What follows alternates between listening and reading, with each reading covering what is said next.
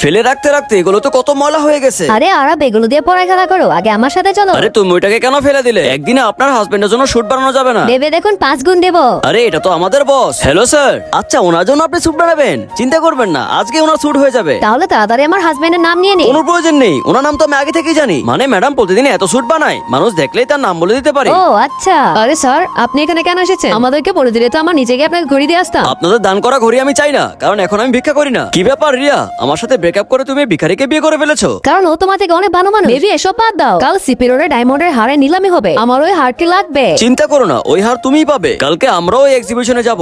আজকে এখানে ডায়মন্ডের হারে নিলামি করা হচ্ছে, তো বলুন কে কত বলি লাগাতে চান? 18 লাখ। 42 লাখ। এর থেকে বেশি কেউ লাগাতে চাইবে?